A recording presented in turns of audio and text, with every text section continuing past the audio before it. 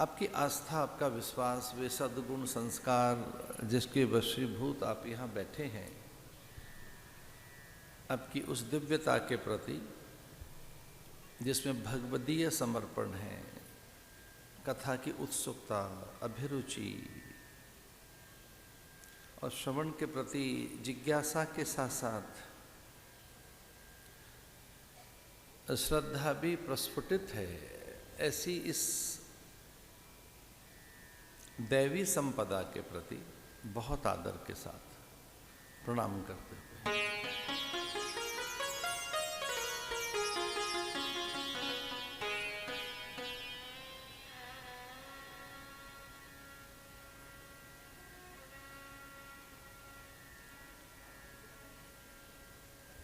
कल्याण का साधन भगवत प्राप्ति ही है और वही हम सबका उद्देश्य है। आद्यकाल से, चिरकाल से हम उस रस को खोज रहे हैं जो अखंड है। हम उस आनंद के आकांक्षी हैं।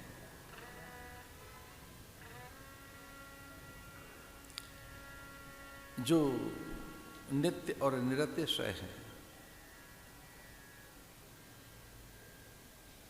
हम पूर्णता की खोज में, हम निरंतर किसी एक अन्वेषण में हैं।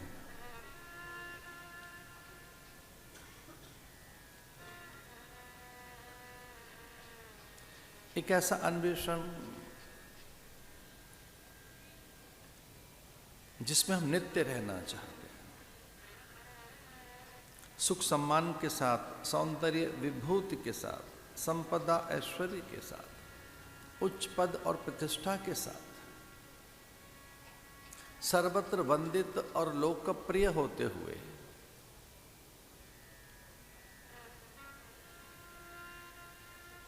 हम नित्य रहना चाहते हैं।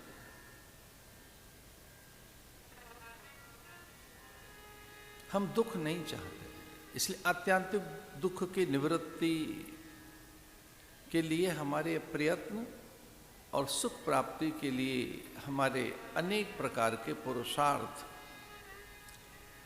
अनवरत हैं, निरंतर हैं।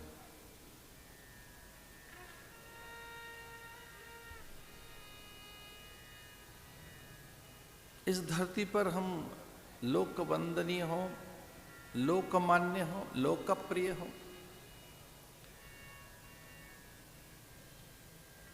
अभिजात्य रहें, अद्वितीय रहें,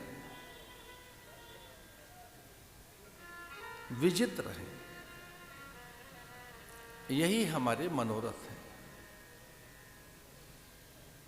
हम किसी भी अवस्था में असफल नहीं होना चाहते।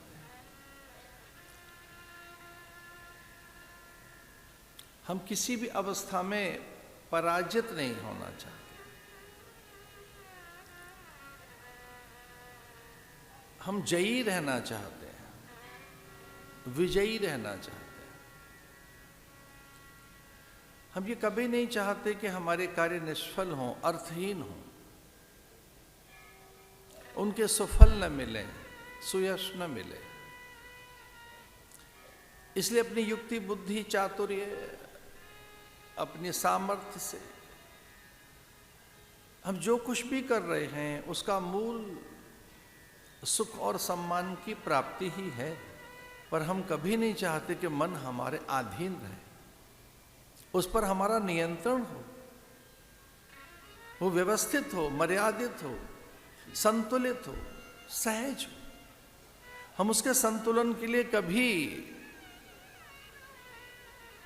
गंभीर नहीं दिखे। हम उतने गंभीर नहीं हैं अपने मन के संतुलन, व्यवस्था, अनुशासन, नियंत्रण और निग्रह के लिए। हम अन्यों को निग्रह देना चाहते हैं। निग्रह का अर्थ है उन्हें हम नियंत्रित करना चाहते हैं, उपदेशित करना चाहते हैं, अथवा तो उन्हें डांटना चाहते हैं। उन्हें किन्हीं कारणों से भयभीत भी करना चाहते हैं कि ऐसे ही चलो, पर हम अपने मन को न नियंत्रित कर पाते, न उसका निग्रह कर पाते,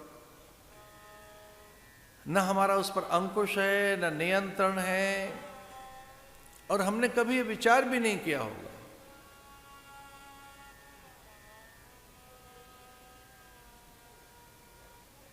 कि अंतर में हमारी आंतरिक व्यवस्थाएं हमारे अनुकूल रहें। तो ये है हमारा जीवन।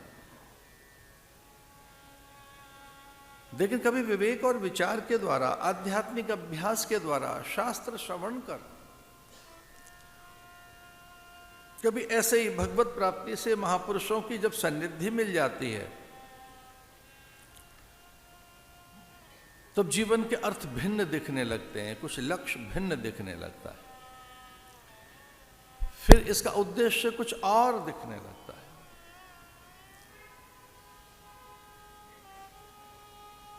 क्योंकि हमें ये कभी नहीं होगा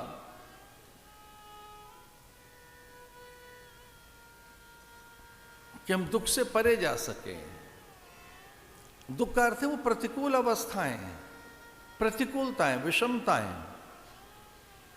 तो मन को कब कोई विषमता दिखेगी, प्रतिकूलता दिखेगी, असाम्यता दिखेगी, असंबद्धता दिखेगी, ये कहना कठिन है। इसलिए अधिक पदार्थों के संग्रह से, वस्तुओं की बहुलता से, पदार्थों की प्रचुरता से आप सहज होंगे, शांत होंगे, आनंद मिलेगा, कहना कठिन है। इसलिए आनंद का मार्ग विचार है।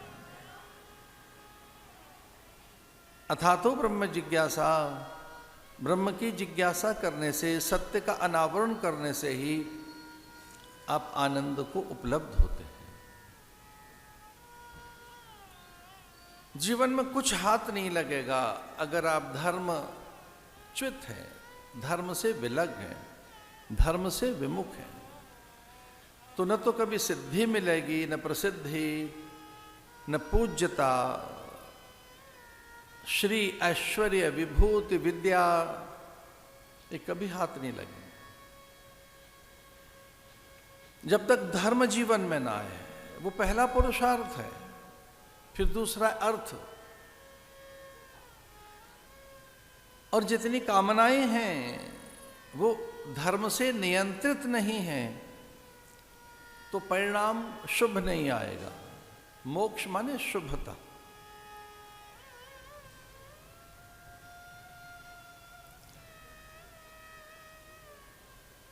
तो जो सक्सेस है वो तब मिलेगी जब उन्नति की राह पर हो, धर्मोन्नति की राह। धर्म आपको उन्नत करता है। हम सफल होना चाहते हैं तो धर्म के साथ रहे। भगवान राम धर्म का अवतार है। रामो विग्रहवान धर्मः